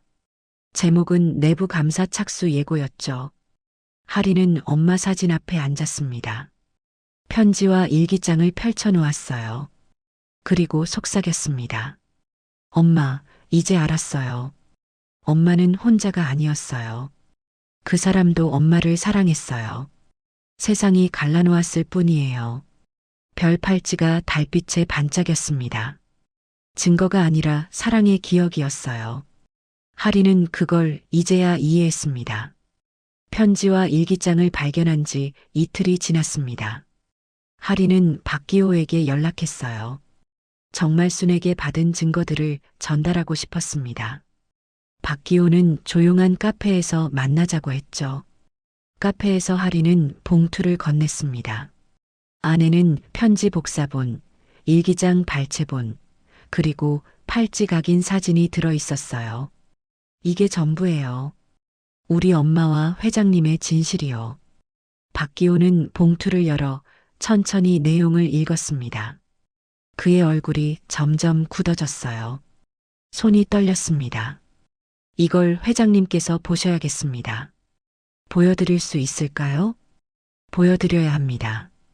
진실을 아실 권리가 있으니까요. 박기호의 목소리는 단호했습니다. 그는 봉투를 조심스럽게 가방에 넣었어요. 그날 저녁 강민석은 정기 건강검진을 받으러 병원에 갔습니다. 3개월마다 받는 정례 검진이었죠. 혈액검사, 심전도, 혈당 체크가 진행됐습니다. 검진을 마치고 대기실에서 결과를 기다리는 중이었어요. 갑자기 민석의 시야가 흐려졌습니다. 식은땀이 났어요. 손이 떨렸습니다. 저혈당이었습니다. 민석은 비틀거렸고 간호사가 황급히 달려왔어요. 회장님, 괜찮으세요? 민석은 대답할 수 없었습니다. 의식이 흐릿해졌거든요. 간호사들이 민석을 응급실로 옮겼습니다. 포도당 주사를 맞고 산소 호흡기를 댔어요. 10분쯤 지나자 민석의 의식이 돌아왔습니다. 회장님, 들리세요? 의사의 목소리가 들렸습니다. 민석은 천천히 고개를 끄덕였어요. 저혈당 쇼크였습니다. 식사를 거르셨나요? 민석은 그제야 생각났습니다. 아침을 먹지 않았어요. 회의가 길어져서 점심도 거른 채였죠. 약만 먹고 검진을 받으러 온 거였습니다. 조심하셔야 합니다. 다음엔 더 위험할 수 있어요. 민석은 병실에서 쉬게 됐습니다. 박기호가 급히 달려왔어요. 얼굴에 걱정이 가득했습니다. 회장님, 괜찮으십니까? 괜찮네. 조금 쉬면 돼. 박기호는 가방에서 봉투를 꺼냈습니다. 망설였지만 지금이 적기라고 판단했어요. 회장님, 이걸 보셔야 할 것 같습니다. 하린 씨가 전해달라고 한 겁니다. 민석은 봉투를 받았습니다. 열어보니 편지와 사진이 나왔어요. 민석은 편지를 읽기 시작했습니다. 미소의 필체였죠. 28년 전에 쓴 편지였습니다. 민석 씨, 저 아기를 가졌어요.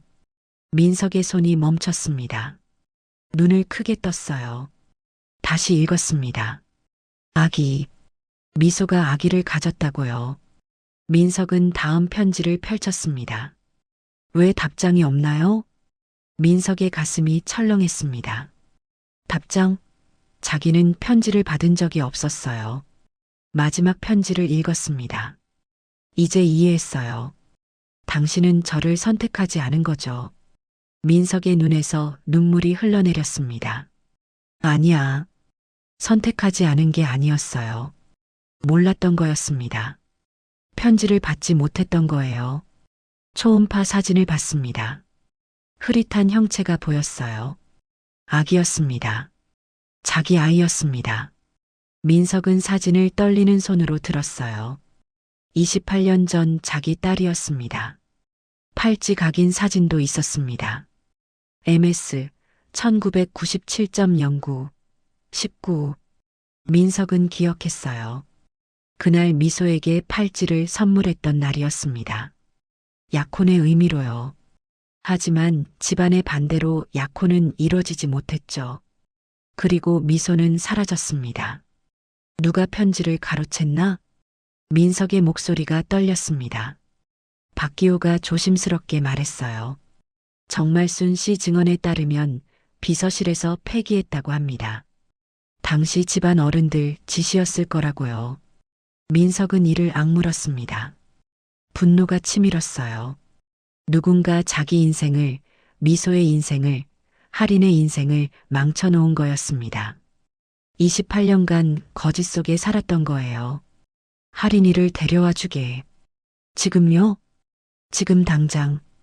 박기호는 할인에게 전화를 걸었습니다.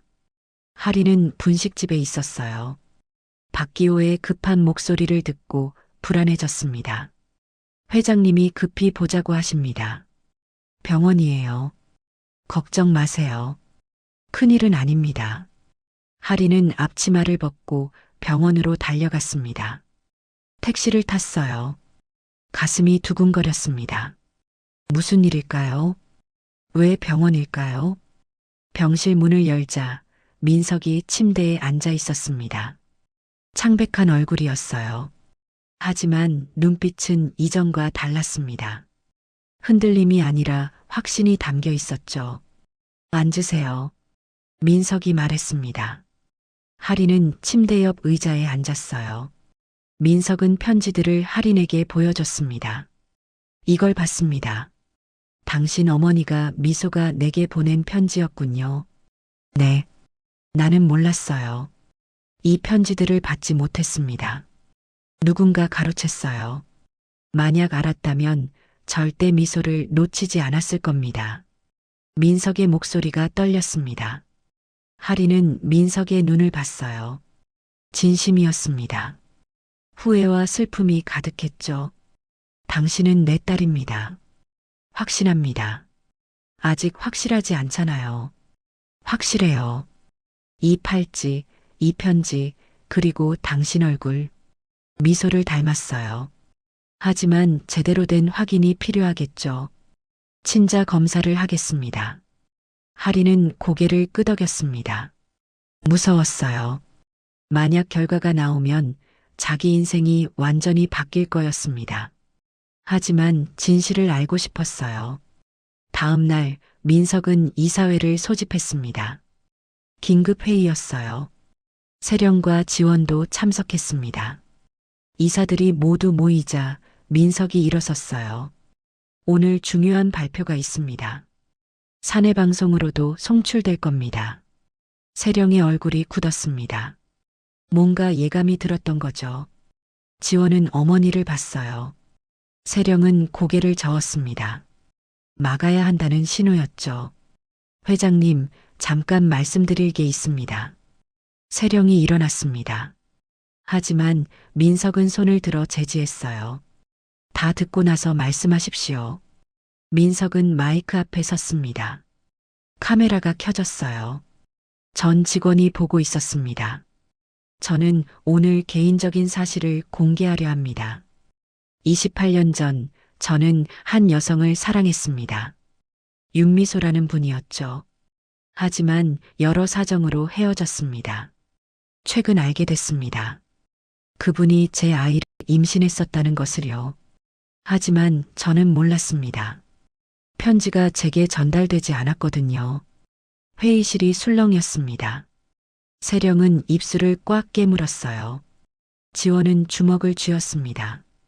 윤아린이라는 분이 있습니다. 얼마 전 저를 구해준 분이죠. 그분이 제 딸일 가능성이 높습니다. 저는 친자 검사를 통해 확인할 것입니다. 그리고 결과가 어떻든 진실을 밝히겠습니다. 민석의 목소리는 단호했습니다. 세령이 벌떡 일어났어요. 회장님, DNA 검사 전까지는 비공개로 하셔야 합니다. 주가에 영향을 미칠 수 있어요. 아닙니다. 더는 숨기지 않겠습니다. 28년 숨긴 것만으로도 충분합니다. 민석은 방송을 끝냈습니다. 회의실은 정적에 휩싸였어요. 선하경은 창백한 얼굴로 휴대폰을 꺼냈습니다. 언론 대응을 해야 했거든요. 하지만 손이 떨렸습니다. 권세훈이 일어났습니다. 회장님, 과거 은폐 정황에 대한 내부 조사를 착수하겠습니다. 비서실 문서 기록을 확보했습니다. 세령의 얼굴이 새하얗게 질렸습니다. 조사가 시작되면 모든 게 드러날 거였어요. 집안의 개입도, 편지 폐기도요. 이틀 뒤 친자 검사 결과가 나왔습니다. 민석과 하리는 조용한 병원 상담실에 앉아 있었어요. 의사가 봉투를 건넸습니다. 열어보시겠습니까? 민석은 할인을 봤습니다. 할인이 고개를 끄덕였어요. 민석은 봉투를 열었습니다. 서류를 꺼내 읽기 시작했죠. 숫자들이 나열돼 있었습니다. 마지막 줄에 결론이 있었어요. 친자 확률 99.98%. 민석의 손이 떨렸습니다. 서류가 바닥에 떨어졌어요. 할인도 손이 떨렸습니다. 둘은 서로를 봤습니다. 그리고 동시에 눈물을 흘렸어요. 말이 필요 없었습니다.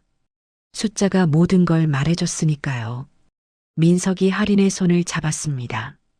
따뜻했어요. 늦었지만 미안하다. 내가 내게 와줘서 고맙다. 할인은 울음을 참으려 했지만 할 수 없었습니다. 28년간 궁금했던 질문에 답을 얻은 거였어요. 자기가 누구인지, 어디서 왔는지요. 아빠. 그 단어가 처음으로 할인의 입술에서 나왔습니다. 떨리는 목소리였지만 분명했어요. 민석은 할인을 안았습니다. 오래 안았어요. 놓치고 싶지 않았습니다. 그날 저녁 권세호는 전 직원에게 메시지를 보냈습니다. 과거 은폐 정황 관련 내부조사 착수. 관련자는 감사실로 소환 예정. 선하경은 메시지를 보고 휴대폰을 내려놨습니다. 끝이었어요. 자기가 쌓아온 모든 게 무너질 거였습니다.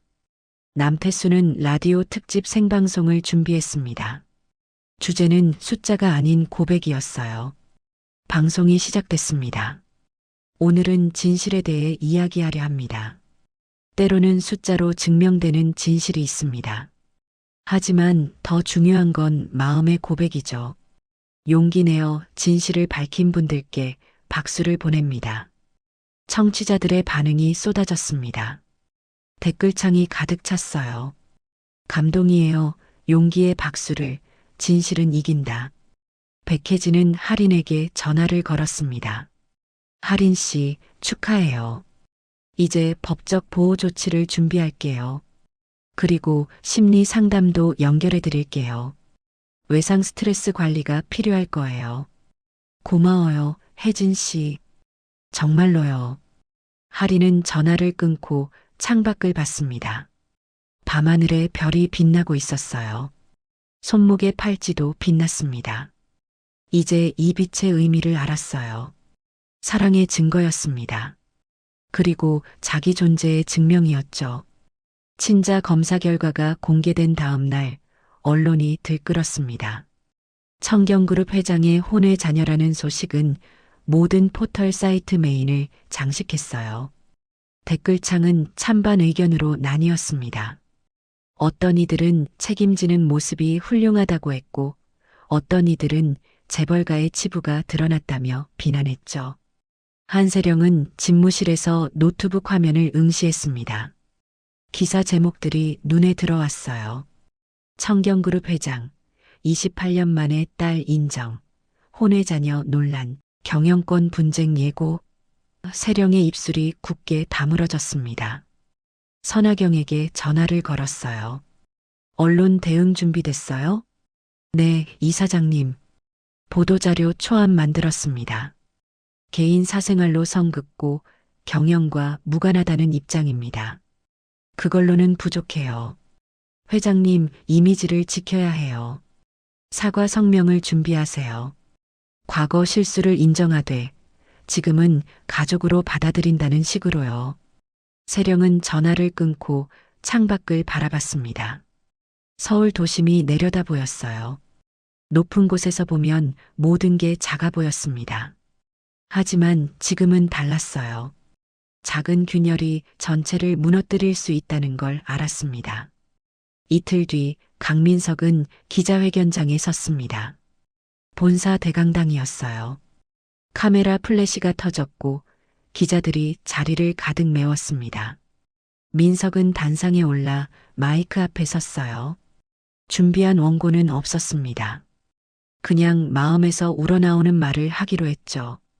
안녕하십니까. 청경그룹 회장 강민석입니다. 민석의 목소리는 차분했습니다. 떨리지 않았어요. 최근 제 개인사로 많은 분들께 심려를 끼쳐드렸습니다. 오늘 이 자리는 해명이 아니라 고백입니다. 28년 전 저는 한 여성을 진심으로 사랑했습니다. 하지만 여러 사정으로 헤어졌고 그분이 제 아이를 임신했다는 사실을 몰랐습니다. 기자들이 펜을 움직였습니다. 카메라가 줌인됐어요. 최근 그 사실을 알게 됐고 친자 검사를 통해 확인했습니다. 윤아린 씨는 제 딸이 맞습니다. 저는 아버지로서의 책임을 다하겠습니다. 하지만 그것은 경영권이나 지분과는 무관합니다. 민석은 잠시 숨을 고르고 이어갔습니다. 일부에서는 상속 분쟁을 우려하십니다. 하지만 제 딸은 그런 것을 원하지 않습니다. 다만 한 사람으로서 인정받고 아버지와의 관계를 회복하고 싶어 할 뿐입니다. 저 역시 그렇습니다. 앞으로 어떤 악의적인 보도나 루머로부터도 제 딸을 보호할 것입니다. 민석의 목소리에 힘이 실렸습니다. 기자 한 명이 손을 들었어요. 회장님, 따님과 현재 부인, 아드님과의 관계는 어떻습니까? 가족 간의 일은 천천히 풀어가겠습니다. 다만 제 아들 지원이도 이 상황을 이해하고 있습니다. 회견은 30분간 이어졌습니다. 민석은 모든 질문에 성실히 답했어요. 회피하지 않았습니다. 끝날 무렵 한 기자가 마지막 질문을 던졌습니다. 따님께 하고 싶은 말씀이 있으신가요? 민석은 잠시 말을 멈췄습니다. 카메라를 똑바로 봤어요. 미안하다. 그리고 고맙다. 내가 나를 용서해줘서. 민석의 눈시울이 붉어졌습니다. 플래시가 터졌지만 민석은 눈물을 닦지 않았어요. 숨기지 않기로 했으니까요. 같은 시각 하리는 분식집에서 회견 생중계를 보고 있었습니다. 오다은이 옆에 앉아 있었어요. 민석의 마지막 말이 나오자 하린의 눈에도 눈물이 고였습니다. 오다은이 손을 잡아줬어요. 언니 괜찮아? 응, 괜찮아. 그냥 믿기지 않아서. 하린은 눈물을 닦았습니다. 휴대폰이 울렸어요. 백혜진이었습니다. 하린 씨, 회견 봤어요. 이제 법적 보호 조치 들어갈 거예요. 명예훼손 대응팀도 꾸렸어요. 걱정 마세요. 고마워요, 혜진 씨. 전화를 끊자마자 또 울렸습니다. 이번엔 모르는 번호였어요.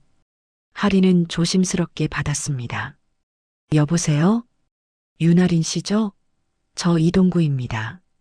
하린의 얼굴이 굳었습니다. 법적 부였어요. 5년 만에 듣는 목소리였습니다. 무슨 일이세요? 뉴스 봤어요. 재벌 딸이 됐다면서요?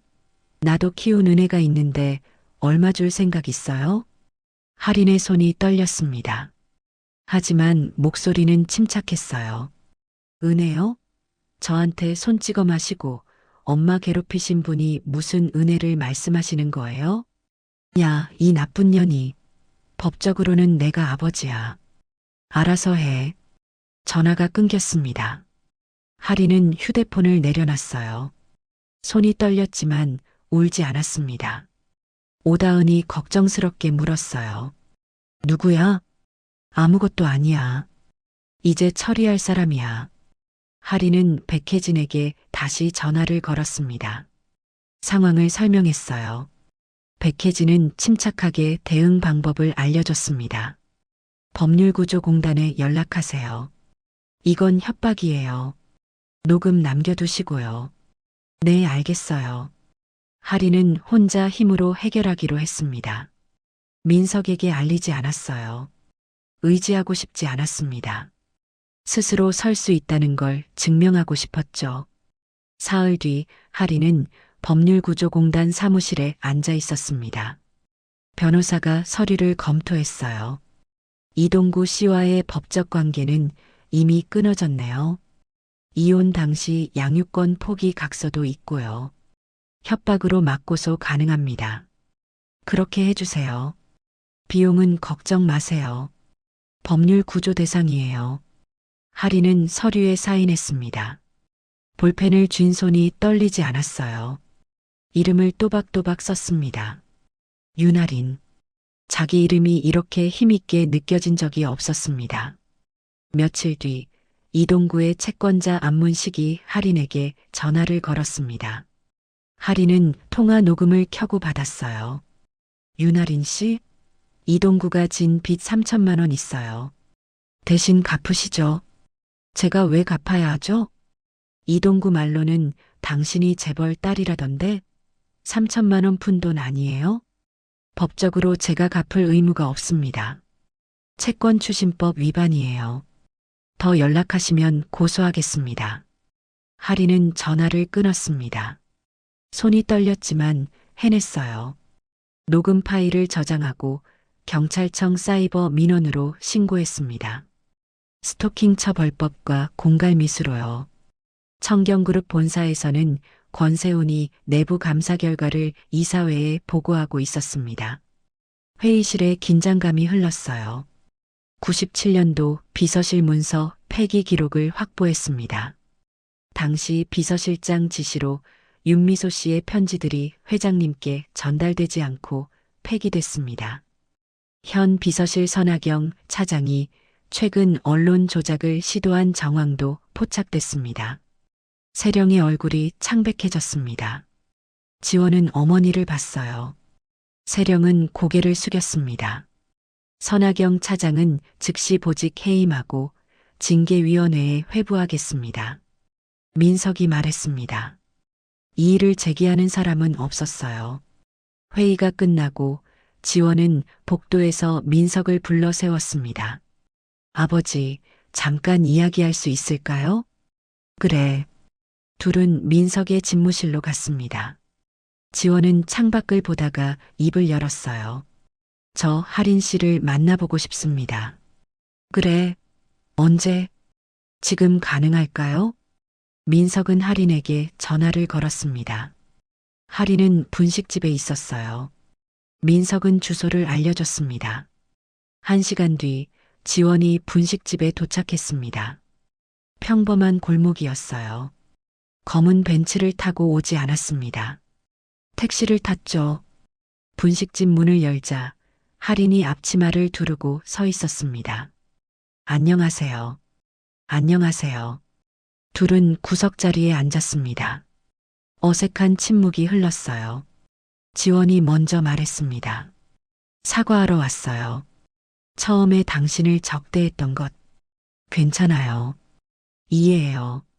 아니에요. 괜찮지 않아요. 저는 무서웠어요. 제 자리를 빼앗길까봐. 지원의 목소리가 떨렸습니다. 하리는 지원을 봤어요. 저는 자리를 원하지 않아요. 아버지를 원할 뿐이에요. 알아요.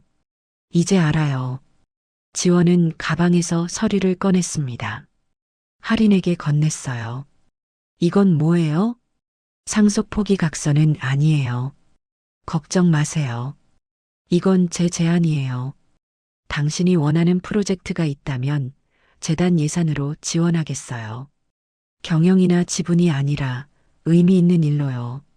하리는 서류를 펼쳤습니다. 청경문화재단 사회공헌사업 제안서 양식이었어요. 저는 경영으로 인정받을 거예요. 당신은 아버지를 받으세요. 우리 각자의 자리가 있어요. 지원의 말에 하린의 눈시울이 붉어졌습니다. 고개를 끄덕였어요. 고마워요. 아니에요. 제가 고마워요. 당신이 아버지를 살려줘서. 둘은 오래 앉아 있었습니다. 떡볶이를 시켜 먹었어요. 어색했지만 나쁘지 않았습니다. 이틀 뒤 하리는 재단 사업 제안서를 작성했습니다. 제목은 심야 응급교육 및 약국 지원 프로젝트였어요. 야간 노동자와 취약계층을 위한 응급처치 교육, 그리고 심야 약국 운영 지원이 핵심이었습니다. 하리는 제안서를 민석에게 보냈어요. 민석은 제안서를 읽고 즉시 승인했습니다. 재단 이사회를 소집했어요. 정말순을 명예고문으로 추대하는 안건도 함께 올렸습니다. 만장일치로 통과됐어요.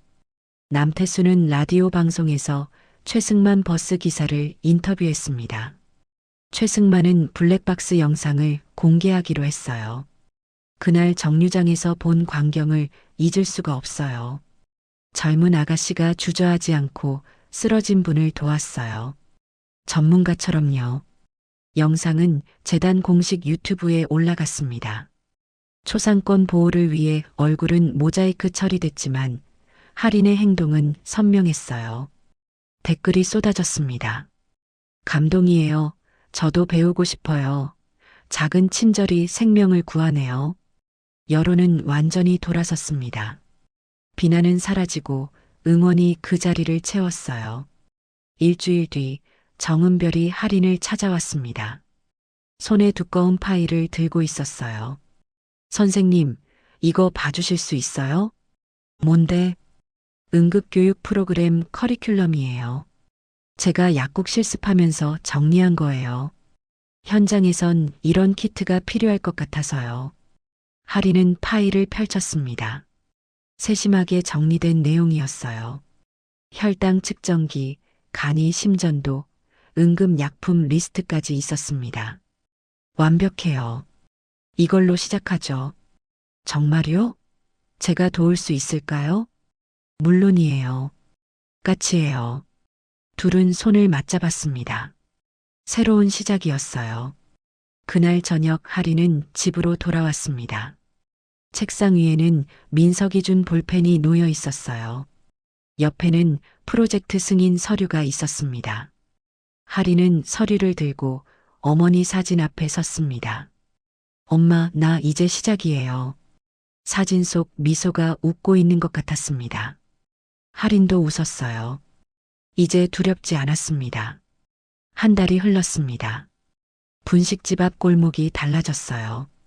낡은 간판이 새 것으로 바뀌었고 입구 옆에는 작은 안내판이 세워져 있었습니다. 응급처치 교육 거점 표시였죠. 골목 안쪽에는 하얀색 체험 버스가 주차돼 있었습니다.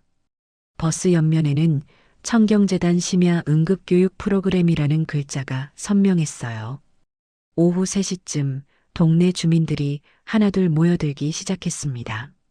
아이를 데리고 온 엄마들, 지팡이를 짚은 어르신들, 퇴근길에 들른 직장인들이었어요. 모두 손에 안내 전단을 들고 있었습니다. 누구나 배울 수 있는 응급처치 마이너스 무료 교육이라고 적혀 있었죠. 할인은 버스 입구에 서서 사람들을 맞이했습니다. 이제 낯설지 않은 얼굴들이었어요. 지난 3주 동안 매주 토요일마다 이 자리에서 만났던 분들이었습니다. 할인은 깔끔한 흰색 셔츠에 재단 명찰을 달고 있었어요. 명찰에는 청경재단 응급교육팀 총괄 윤아린이라고 새겨져 있었습니다. 어서 오세요. 오늘은 저혈당 대처와 응급키트 사용법을 배울 거예요. 할인의 목소리는 차분했습니다. 예전처럼 떨리지 않았어요. 자기가 무엇을 하는지 알았고 왜 이 자리에 있는지도 분명했습니다. 버스 안으로 들어가자 정은별이 자료를 정리하고 있었습니다. 약국 실습을 마친 정은별은 이제 이 프로그램의 정식 강사였어요. 벽면에는 응급처치 순서도가 붙어 있었고 테이블 위에는 실습용 키트가 줄지어 놓여 있었습니다. 선생님, 준비 다 됐어요. 정은별이 밝게 웃었습니다. 할인도 미소 지었어요. 선생님이라는 호칭이 이제는 어색하지 않았습니다. 고마워요. 오늘은 참가자가 25명이래요. 키트는 넉넉하죠? 네, 30개 준비했어요. 주민들이 버스에 올라타기 시작했습니다. 좁은 통로를 지나 좌석에 앉았어요. 아이들은 신기한 듯 키트를 만지작거렸습니다. 어른들은 벽에 붙은 순서도를 읽었어요. 맨 마지막에 검은색 벤츠가 골목 입구에 멈춰 섰습니다. 플래시가 터지지 않았어요. 기자도 없었습니다. 차 문이 열리고 강민석이 내렸습니다. 박기호가 뒤따라 내렸죠. 민석은 평범한 회색 재킷을 입고 있었습니다. 정장이 아니었어요. 동네 아저씨 같았습니다. 민석은 버스 쪽으로 걸어왔습니다. 몇몇 주민들이 알아봤어요. 저분 텔레비전에서 봤는데. 수군거림이 들렸지만 민석은 신경 쓰지 않았습니다. 버스에 올라타 맨 뒷자리에 조용히 앉았어요. 하리는 아버지를 봤습니다. 눈이 마주쳤어요. 민석이 작게 고개를 끄덕였습니다. 괜찮다는 신호였죠. 하리는 마이크를 들었습니다. 안녕하세요, 여러분. 오늘도 와주셔서 감사해요. 오늘은 저혈당 상황에 대처하는 법을 배울 거예요. 제가 처음 이 일을 시작한 계기이기도 한 주제입니다. 하린의 목소리가 버스 안에 울렸습니다. 사람들이 집중했어요. 아이들도 조용해졌습니다. 저혈당은 당뇨병 환자뿐 아니라 식사를 거르거나 과로한 사람에게도 올 수 있어요. 증상은 식은땀, 떨림, 어지러움입니다. 심하면 의식을 잃을 수도 있죠. 하리는 실습용 인형을 꺼냈습니다. 정은별이 보조했어요. 둘은 호흡이 잘 맞았습니다. 먼저 의식을 확인합니다. 어깨를 가볍게 두드리며 괜찮으세요? 라고 물어보세요. 반응이 없으면 즉시 구급차를 부릅니다. 반응이 있으면 달거나 당분이 있는 음료를 조금씩 먹이세요. 하리는 키트에서 작은 포도당 젤리를 꺼냈습니다. 포장을 뜯어 보여줬어요. 이런 젤리 하나면 충분합니다. 천천히 녹여 먹게 하세요. 물도 함께 주면 좋아요. 절대 억지로 먹이려 하지 마세요. 질식할 수 있습니다. 주민들이 메모했습니다. 누군가는 휴대폰으로 사진을 찍었어요. 하리는 천천히 설명을 이어갔습니다. 각 단계마다 왜 그렇게 해야 하는지도 말했어요. 의학 용어는 쉬운 말로 풀어줬습니다. 30분쯤 지나자 실습 시간이 됐습니다. 참가자들이 둘씩 짝을 이뤄 연습했어요. 한 명은 환자 역할, 한 명은 구조자 역할이었습니다. 하린과 정은별은 사이사이를 돌며 자세를 교정해줬습니다. 어깨를 너무 세게 두드리지 마세요. 부드럽게요. 좋아요. 그렇게 하시면 돼요. 민석은 뒷자리에서 조용히 지켜봤습니다. 딸의 모습을 봤어요. 자신감 있게 설명하고 환하게 웃으며 사람들을 격려하는 모습이었습니다. 28년 동안 보지 못했던 모습이었죠. 민석의 눈시울이 붉어졌습니다. 손등으로 눈가를 훔쳤어요. 실습이 끝나자 하린이 다시 앞으로 나왔습니다. 오늘 배운 내용은 언젠가 누군가를 살릴 수 있어요. 여러분 모두가 작은 영웅이 될 수 있습니다. 박수가 터져 나왔습니다. 아이들이 환호했어요. 하린은 인사를 하고 마이크를 내려놨습니다. 사람들이 하나씩 버스에서 내렸습니다.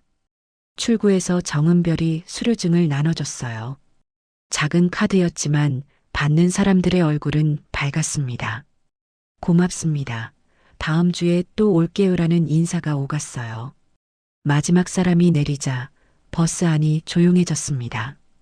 하리는 의자를 정리하고 키트를 상자에 담았어요. 민석이 다가왔습니다. 수고했다. 아빠 언제 오셨어요? 처음부터 있었어. 뒤에서 다 들었다.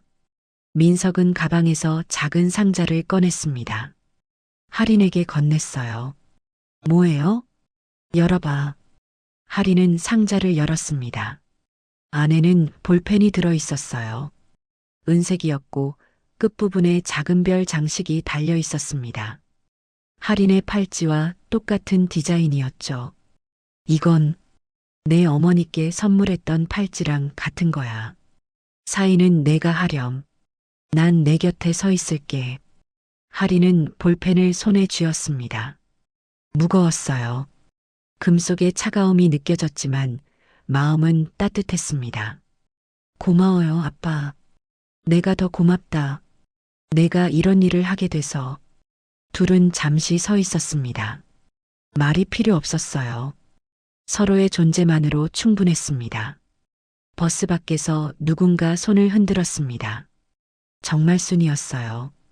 장을 보고 오는 길이었습니다. 민석이 버스 문을 열어줬어요. 정말순이 올라왔습니다. 오늘도 수업 잘했니? 네, 말순 할머니. 정말순은 할인에게 다가와 명찰을 만졌습니다. 손으로 정돈해줬어요. 먼지를 털어냈습니다. 이젠 누가 봐도 내 자리다. 할인의 눈에 눈물이 고였습니다. 정말순이 손수건을 꺼냈어요.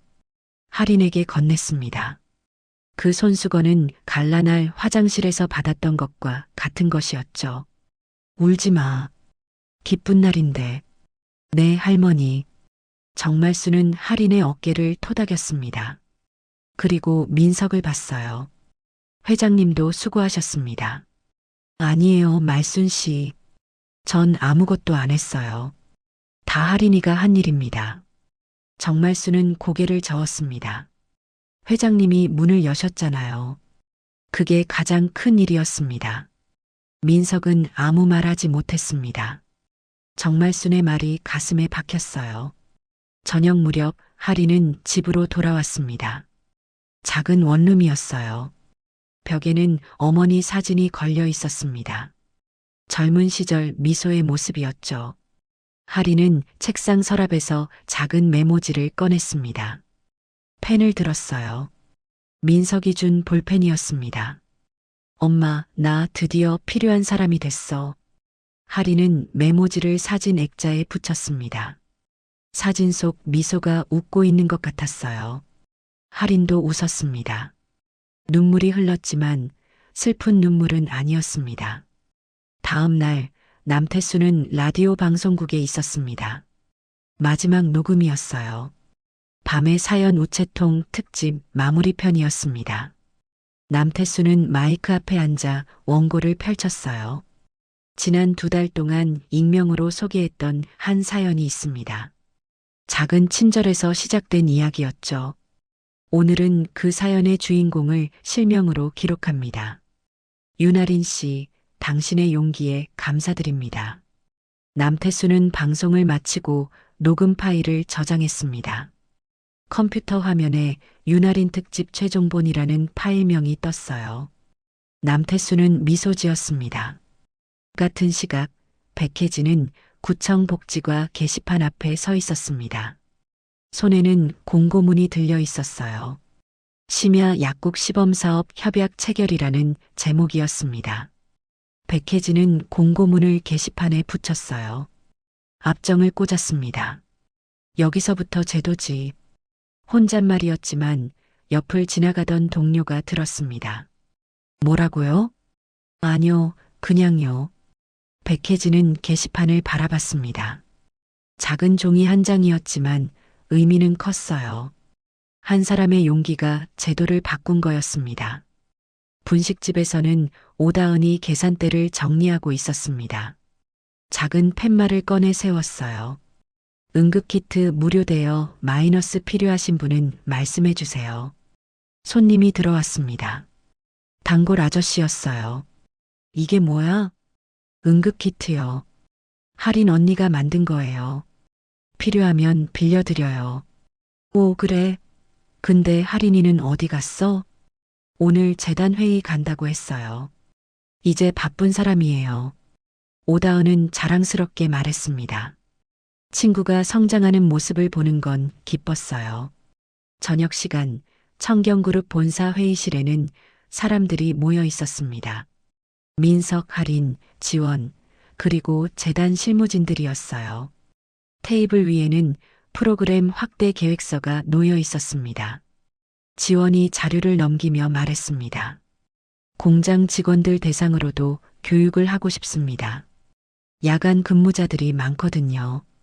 응급 상황이 자주 발생해요. 할인이 고개를 들었습니다. 좋은 생각이에요. 자료 공유해 드릴게요. 지원은 잠시 망설이다가 입을 열었습니다. 누나, 오늘 강의 자료 공유해 줄 수 있어요? 우리 공장에도 교육하고 싶어요. 누나. 그 단어가 자연스럽게 나왔습니다. 하리는 깜짝 놀랐어요. 지원도 놀란 표정이었습니다. 하지만 둘 다 웃었어요. 그럼요. 보내드릴게요. 민석은 두 사람을 봤습니다. 마음이 따뜻해졌어요. 가족이 이런 거구나 생각했습니다. 피가 아니라 선택이었습니다. 서로를 인정하고 지지하는 것이었죠. 회의가 끝나고 세 사람은 함께 저녁을 먹으러 갔습니다. 고급 레스토랑이 아니었어요. 할인이 일하던 분식집이었습니다. 오다은이 놀라 눈이 휘둥그레졌어요. 회장님이 여기 오시면 어떡해요? 괜찮아요. 여기 떡볶이 맛있잖아요. 민석이 웃으며 말했습니다. 세 사람은 구석 자리에 앉았어요. 떡볶이와 튀김을 시켰습니다. 평범한 저녁이었지만 세 사람 모두 행복했어요. 밤이 깊어갔습니다. 분식집 불이 하나씩 꺼졌어요. 골목도 조용해졌습니다. 하지만 응급교육버스는 내일을 위해 그 자리에 남아 있었어요. 버스 옆면의 글자가 가로등 불빛에 반짝였습니다. 하리는 집으로 돌아가는 길에 하늘을 봤습니다.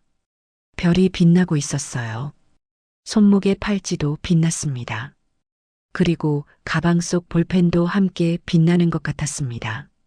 과거와 현재가 하나로 이어진 순간이었죠.